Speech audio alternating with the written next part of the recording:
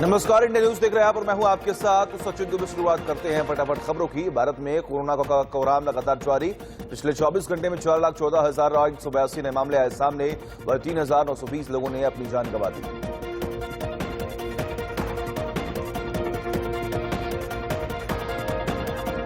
पिछले 24 घंटे में दिल्ली में कोरोना के 19,133 नए मामले सामने आए और 335 मरीजों की मौत हुई। महाराष्ट्र में एक दिन में 62,194 नए मामले आए सामने और 853 मरीजों की मौत हुई। महाराष्ट्र में कोरोना मरीजों की संख्या 49 लाख के पार पहुंच गई है। अब तक कोरोना से 73,515 मरीजों की मौत हुई। उत्तर प्रदेश में 24 घंटे में 26,662 नए मामले आए सामने और 350 मरीजों की मौत हुई। मध्य प्रदेश में 24 घंटे में 12,421 नए मामले आए सामने, यहां 24 घंटे में 86 की मौत हुई। कर्नाटक में पिछले 24 घंटे में कोरोना के 49,058 नए मामले आए सामने, तो वही 328 लोगों की मौत हुई। छत्तीसगढ़ में 24 घंटे में 13,846 नए मामले सामने आए, वही 212 मरीजों की मौत हुई। चंडीगढ़ में कोरोना के 759 नए मामले दर रिपोर्ट किए गए, तो वही 9 मरीजों की मौत हुई। तमिलनाडु में 24 घंटे में कोरोना के 24,898 नए मामले आए सामने, वही 21,546 मरीज स्वस्थ भी हुए। गुजरात में 24 घंटे में कोरोना के 12,545 मामले दर्ज किए गए, वही 13,021 मरीज स्वस्थ हुए, 123 की मौत हुई। राजस्थान में 24 घंटे में 17,532 नए मामले दर्ज किए गए, 16,044 मरीज स्वस्थ हुए और 161 मरीजों की मौत हुई। ओडिशा 1,521 नए केस आए सामने, तो वही 24 घंटे में 17 की मौत हुई। अमेरिका में पिछले 24 घंटे में 39,633 नए मामले सामने आए, वही 775 लोगों की मौत भी हो चुकी है। फ्रांस में 24 घंटे में कोरोना के 21,712 नए मामले आए सामने, वही 24 घंटे में 219 की मौत हुई। ब्राजील में पिछले 24 घंटे में 67,099 नए मामले आए सामने, वही 2,304 की मौत हुई। स्पेन में 24 घंटे में कोरोना के 7,690 केस आए सामने, वही 60 की मौत हुई। देश में चल रहे ऑक्सीजन संकट पर सुप्रीम कोर्ट में सुनवाई हुई। इस दौरान सुप्रीम कोर्ट ने कहा, संवैधानिक संस्थाओं के बीच संतुलन जरूरी होनी चाहिए। सुप्रीम कोर्ट ने कोरोना की तीसरी लहर पर चिंता जाहिर की है। सुप्रीम कोर्ट ने कहा, तैयारी होगी तो तीसरी लहर को संभाल सकते हैं। सुप्रीम कोर्ट ने तीसरी लहर में बच्चों पर असर हो सकता है, इसको देखते हुए टीकाकरण अभियान में बच्चों के लिए सोचा और आने वाले वक्त में सोचना भी चाहिए। सुप्रीम कोर्ट ने केंद्र से पूछा कि थर्ड वेव तक मेडिकल स्टाफ थक चुका होगा, तब क्या करेंगे। सुप्रीम कोर्ट ने सलाह दी है कि घर बैठे डॉक्टर और नर्स थर्ड वेव में भूमिका निभा सकते हैं। राजस्थान सरकार ने बढ़ते कोरोना के मामलों को देखते हुए पूरे राज्य में संपूर्ण लॉकडाउन की घोषणा कर दी है। इसके तहत 10 मई की सुबह 5 बजे से 24 मई की सुबह 5 बजे तक कड़ी पाबंदी रहेगी। लॉकडाउन के दौरान जरूरी सेवाओं को छोड़कर बाकी सब बंद रहेगा। राज्य में विवाह समारोह में 31 मई के बाद ही आयोजित किए जाएंगे, वही सभी प्रकार के धार्मिक स्थल भी बंद रहेंगे। तेलंगाना और आंध्र प्रदेश से दिल्ली आने वाले यात्रियों को 14 दिन क्वारंटाइन में रहना होगा। इस संबंध में दिल्ली सरकार ने आदेश जारी कर दिया है।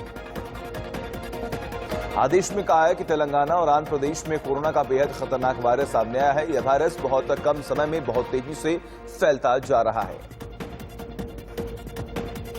दिल्ली में ऑक्सीजन की किल्लत को लेकर सियासत जमकर हो रही है। बिगड़ते हालातों को लेकर बीजेपी और आम आदमी पार्टी के नेता एक दूसरे पर आरोप लगा रहे हैं।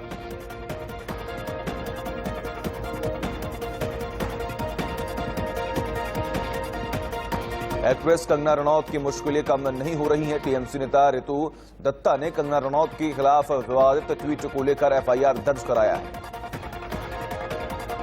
मध्य प्रदेश सरकार का विमान ग्वालियर एयरपोर्ट पर दुर्घटनाग्रस्त हो गया। हादसे में 2 पायलट समेत 3 लोग गंभीर रूप से घायल हो गए। विमान अहमदाबाद से रेमडेसिविर इंजेक्शन लेकर मध्य प्रदेश आया है।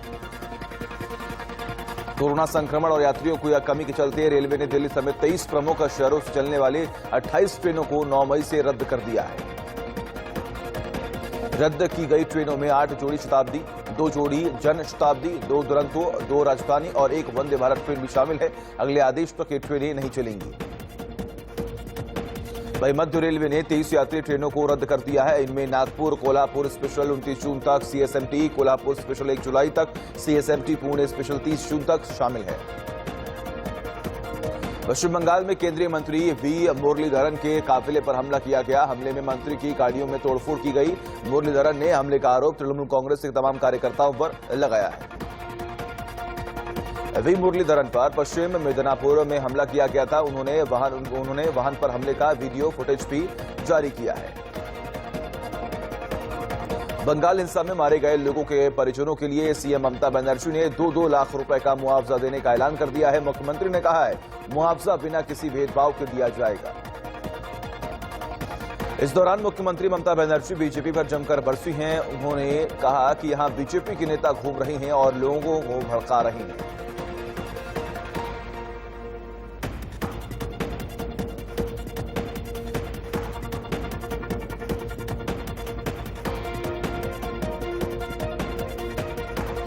बंगाल हिंसा को लेकर बीजेपी नेता मिथुन चक्रवर्ती और दिलीप घोष के खिलाफ टीएमसी ने शिकायत दर्ज कराई है। दोनों पर हिंसा भड़काने का आरोप लगा है।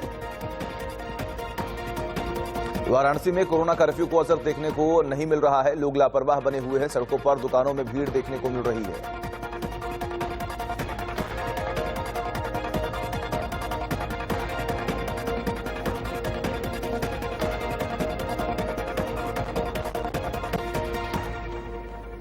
सीतापुर में तेंदुए ने भीड़ पर हमला कर दिया है, जिसमें 3 ग्रामीण घायल हो गए हैं। इलाके में तेंदुआ दिखने के बाद लोग दहशत में हैं। सीतापुर में चुनाव के परिणाम के बाद 2 पक्षों में जमकर मारपीट हुई। इस दौरान कई राउंड फायरिंग भी कर दी गई, जिसमें कई लोग गंभीर रूप से घायल हुए। विवाद के बाद गांव में तनाव का माहौल है। सिद्धार्थनगर में लॉकडाउन के दौरान शराब बाइक पर बेची जा रही है, जिसका वीडियो सोशल मीडिया पर अब हो रहा है वायरल। शामली में 2 गुटों में मामूली कहासुनी को लेकर संघर्ष हो गया। दोनों तरफ से लाठी डंडे और धारदार हथियार चले हैं, जिसमें एक व्यक्ति गंभीर रूप से घायल हो गया। जालौन में कोरोना प्रोटोकॉल की जमकर धज्जियां उड़ाई जा रही हैं। जुआरी खुलेआम एक साथ बैठकर जुआ खेल रहे हैं। रोहतक के पूर्व पार्षद की गुरुग्राम में गोली मारकर हत्या कर दी गई। हत्या की वजह पीजी में हुआ विवाद बताया जा रहा है। प्रयागराज से हर्ष फायरिंग का वीडियो आया सामने। पंचायत चुनाव जीतने के बाद विजयी प्रत्याशी के समर्थकों में फायरिंग कर दी और अपनी खुशी का इजहार किया। इसके अलावा कोरोना नियम की भी धज्जियां उड़ाई गई हैं।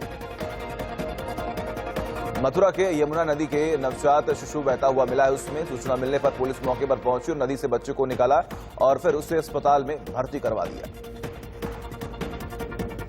महोबा में 2 पक्षों में हुई मारपीट में आधा दर्जन के अधिक लोग गंभीर रूप से घायल हुए। मारपीट की वजह चुनावी रंजिश बताई जा रही है। कानपुर किराए को लेकर महिलाओं को जमकर मारपीट हुई है और इस दौरान चोट लगने से मकान मालकिन का हाथ फ्रैक्चर हो गया है। हरदोई में पुल की रेलिंग तोड़कर ट्रक नदी में गिर गया। हादसे में 2 कांस्टेबल समेत ड्राइवर की मौत हो गई। फिरोजाबाद के सरकारी ट्रॉमा सेंटर में कोरोना पेशेंट की मौत के बाद परिजनों ने जमकर तोड़फोड़ की। वहीं मौके पर पहुंची पुलिस ने हंगामा करने वालों को हिरासत में ले लिया है। शादी का प्रस्ताव ठुकराने के बाद पाकिस्तानी मूल की ब्रिटिश महिला मायरा की पाकिस्तान में गोली मारकर हत्या कर दी गई। मायरा के अंकल ने बताया कि शादी का प्रस्ताव ठुकराने के बाद उसे धमकियां भी मिल रही थी। मालदीव के पूर्व राष्ट्रपति और वर्तमान में पार्लियामेंट स्पीकर मोहम्मद नशीद का एक बम धमाके में वो घायल हो गए। घर के बाहर गाड़ी में बैठते समय उन पर हमला हुआ। पाकिस्तान के प्रधानमंत्री इमरान खान ने विदेशों में मौजूद अपने दूतावासों के कर्मचारियों की कार्यशैली पर नाराजगी जाहिर की है। वहीं इमरान खान ने भारतीय दूतावासों की तारीफ करते हुए कहा है कि वे विदेशी निवेश लगाने के लिए बहुत सक्रिय हैं। कनाडा में शुरू हो रहे नए आव्रजन कार्यक्रम से भारतीय छात्रों को बहुत फायदा होने वाला है। कनाडा में पहले से रह रहे 90,000 से अधिक अंतर्राष्ट्रीय छात्रों और स्थायी आवश्यक कर्मचारियों को स्थायी निवासी का दर्जा देगा। बेल्ट एंड रोड इनिशिएटिव के 2 समझौते को रद्द करने के बाद चीन तिलमिला गया है। अब चीन ने ऑस्ट्रेलिया को धमकाते हुए व्यापारिक समझौते पर चल रही सभी गतिविधियों पर अनिश्चितकाल के लिए रोक लगा दी है। भारत में बैटल ग्राउंड्स मोबाइल इंडिया नाम से दोबारा पबजी को लॉन्च किया जाएगा। इस गेम का लोगो लॉन्च कर दिया गया है, लेकिन गेम कब लॉन्च होगा ये नहीं किसी को मालूम। बिल गेट्स की होल्डिंग कंपनी कैस्केड इन्वेस्टमेंट ने 13,300 करोड़ की इक्विटी उनकी पत्नी मेलिंडा फ्रेंच गेट्स को ट्रांसफर की है। इक्विटी का यह ट्रांसफर तलाक की अर्जी देने के बाद हुआ है। सीसीआई ने टाटा मोटर्स के खिलाफ जांच का आदेश दिया है। टाटा मोटर्स पर अपनी मौजूद और मजबूत स्थिति के कथित दुरुपयोग का आरोप लगा है। 10 मई से एलआईसी के सभी कार्यालयों में हफ्ते में सिर्फ 5 दिन ही काम होगा। इस संबंध में वित्त मंत्रालय की ओर से शासनादेश भी जारी कर दिया गया है।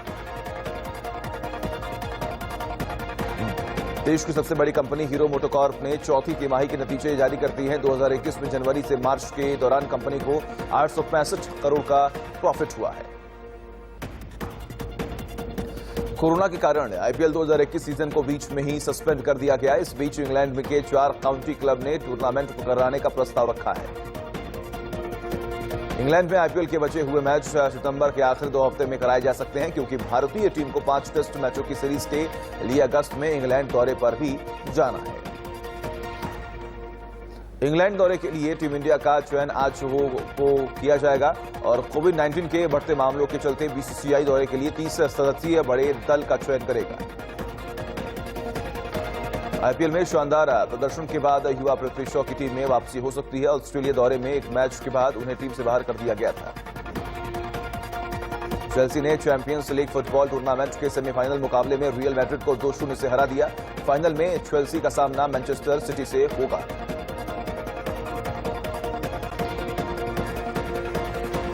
कॉमेडियन सुगंधा मिश्रा के खिलाफ पंजाब के फगवाड़ा में केस दर्ज हुआ। सुगंधा मिश्रा पर अपनी शादी के दौरान कोरोना नियमों का उल्लंघन करने का आरोप है।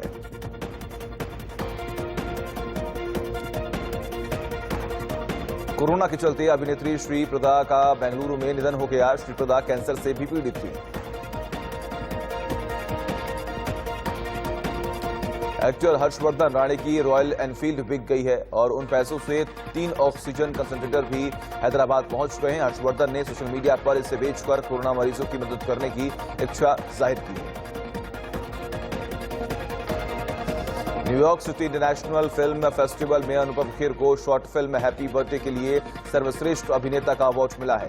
वहीं हैप्पी बर्थडे को फिल्म फेस्टिवल में सर्वश्रेष्ठ शॉर्ट फिल्म का भी अवार्ड मिला। बॉलीवुड की सबसे पॉपुलर कोरियोग्राफर में से एक सरोज खान की जिंदगी पर फिल्म बनेगी। सरोज खान की बायोपिक की तैयारी भी अब शुरू हो गई है।